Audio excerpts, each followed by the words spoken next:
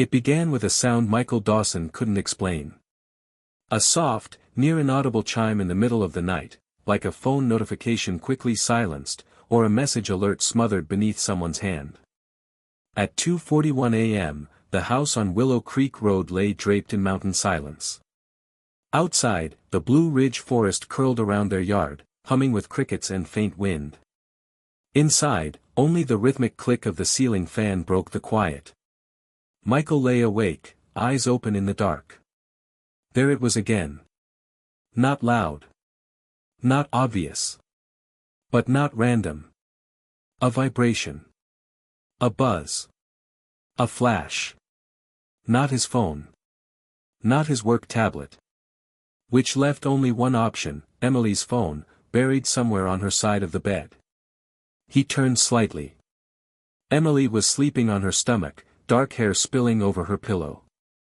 Her breathing steady, soft. Peaceful.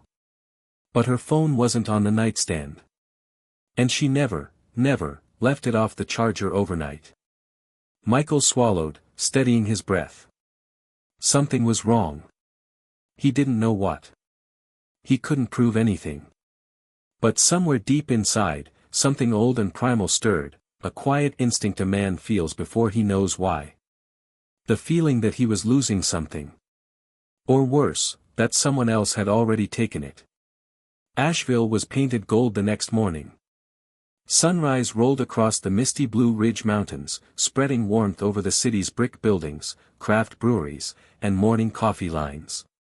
The air smelled of roasted beans and damp forest, an ordinary weekday in western North Carolina. Michael moved through the kitchen with habitual precision, scrambled eggs, toast, the good honey Emily liked, 2 travel mugs of Black Bear Roasters coffee. Their dog Harper padded around his feet, tail wagging anxiously for breakfast.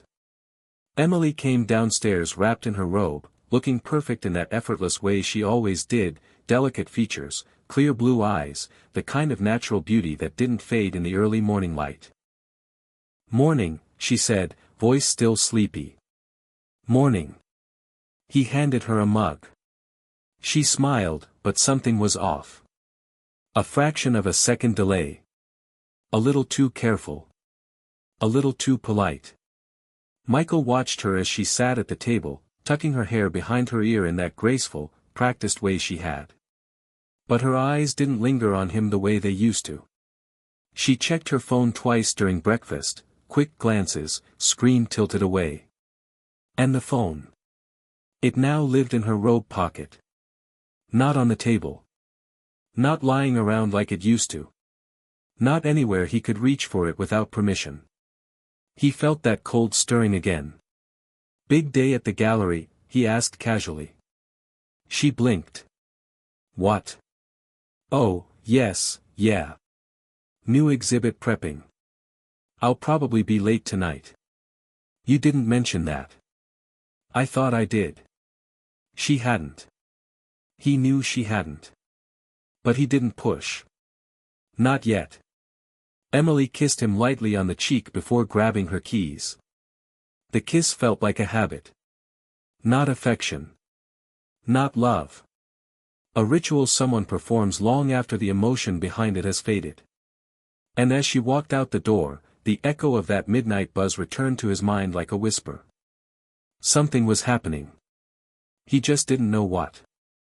That evening, Michael arrived home by 6. Emily didn't. He cooked dinner, fed Harper, cleaned the kitchen twice.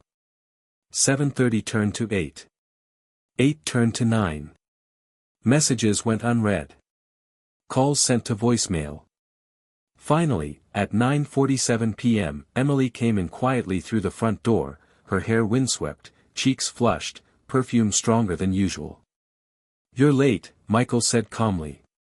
She froze for the briefest second. "I told you the gallery." "No. You didn't." Something flickered in her expression. Annoyance? Guilt? Fear? It was gone before he could be sure. "Michael, I'm exhausted. Can we not do this right now?" He nodded, letting it go outwardly, but inside something sank deeper. Emily showered, changed into pajamas, and slipped into bed. Within minutes, she was asleep. But Michael lay awake in the dark, mind replaying every detail: flushed cheeks, the perfume, the unread messages, the midnight buzz. Finally, he turned his head slightly. Her phone sat on the nightstand now. Unlocked? Probably not. Tempting? Absolutely. He stared at it for nearly an hour. His hand hovered. But he didn't touch it. Not yet. Not like this. Instead, he whispered into the dark. If something's going on, I'll find out. The words felt like the beginning of a storm. Asheville was a city of artists and wanderers, where beauty blended easily with secrets. Its side streets were full of murals, buskers, and people searching for meaning, or escape. Emily fit here perfectly. Too perfectly, he was starting to think. During the next week, the signs grew harder to ignore. A new dress he hadn't seen before. Sudden trips to pick up supplies. Late nights at the gallery that left her glowing and energized, not tired. A new perfume, jasmine and cedar. Phone always face down, notifications muted. Michael wasn't paranoid by nature. He was stable, steady, rational, the kind of man people trusted. But he wasn't blind. On Thursday, the gallery called his office. A polite voice said, "Just confirming Emily will be off tomorrow as planned." She mentioned a personal day. Michael stared at the phone in stunned silence. He hadn't heard anything about a day off. And tomorrow, Friday, she had told him she'd be home late because of a big shipment. He hung up and sat perfectly still. A cold certainty began to form. Tomorrow, he would know. Michael called in sick. He rarely did, so no one questioned it.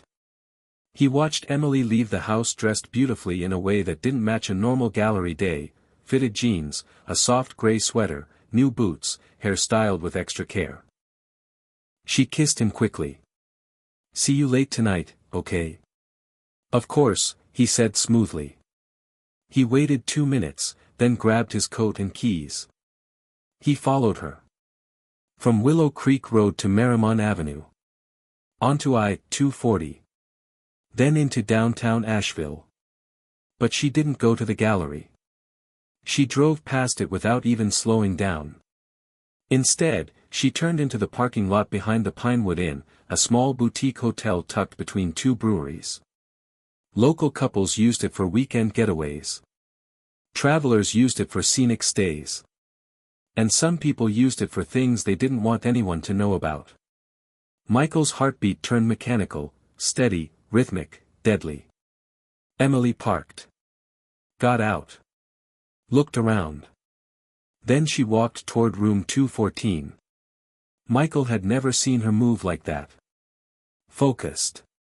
Purposeful. Almost eager. He stayed in the car, frozen. At 10:02 a.m., the door to 214 opened. A man stepped out. Tall. Athletic. Early 40s. Dark hair. Handsome in a rugged, easy way. He smiled at her. She smiled back, soft, tender, intimate. And then she went into the room with him. The door closed. Michael sat in the car for 10 full minutes, hands gripping the steering wheel until his knuckles turned bone white. He didn't cry. He didn't scream. He didn't storm the building. He simply went numb. The kind of numb that only comes when reality shatters something inside you. Emily returned home at 9:30 p.m., humming lightly as she walked through the door. Michael sat in the living room, the TV off, the room lit only by a single lamp. "Long day?" he asked. She froze again. Quicker this time. Sharper. "Yeah. Really long. You know how it is." He nodded slowly. "What did you have for lunch?"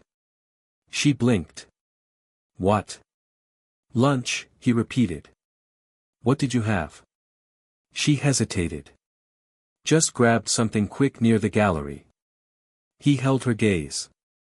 You weren't at the gallery. A pause. Emily's face drained of color. Michael. I know, he said quietly. I followed you. Silence filled the room, thick and suffocating. Her shoulders dropped. Her eyes glistened. Something inside her broke, or perhaps something fake finally collapsed. Please, let me explain, she whispered. But Michael was calm now. Cold. Detached. Then explain. And she did. Her words came in trembling fragments. She felt unappreciated. She felt unseen. She felt lonely. She felt like their marriage had become routine. She felt alive with someone else. It was cliché. It was painful. It was exactly what he expected. And it hurt in ways he couldn't articulate. But one thing he knew. Feeling lonely wasn't an excuse for betrayal. When she finished, she waited for him to yell. To cry. To break. Instead, he stood up. I need air. And he left her standing there with the truth still hanging between them like a noose. In the days that followed, the Dawson house became silent and cold. Emily slept in the guest room.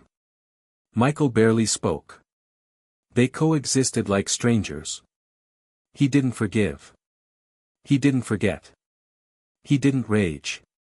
He planned. Because betrayal reshapes people. And Michael Dawson, logical, dependable, steady Michael, had become something sharper. Something calculating. Revenge wasn't his style. Until now. He met with a lawyer. He gathered evidence. He prepared everything with meticulous care. But he didn't want simple revenge. He wanted a lesson. He wanted Emily to feel what she had done, to understand the depth of the wound she caused. And he knew exactly how. On a rainy March night, Michael returned home early. Emily was sitting at the kitchen table, staring at her cold tea.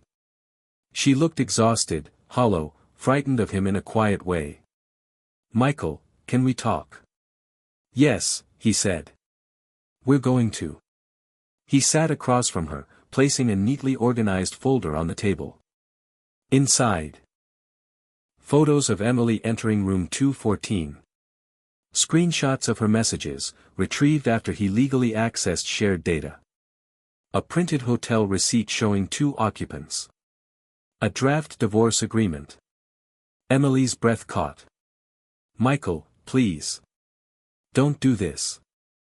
I'm sorry. I made a mistake, a horrible mistake. I love you. I do. I was stupid. He didn't soften. You weren't stupid, he said. You were deliberate. Tears slid down her cheeks. I can fix this. We can go to therapy. We can heal. Michael leaned forward slightly. I'm not punishing you, he said. I'm setting you free from a marriage you chose to leave the moment you walked into that hotel room. Emily sobbed silently. Then he slid one more document across the table. You can sign tonight, he said. Or we can go to court.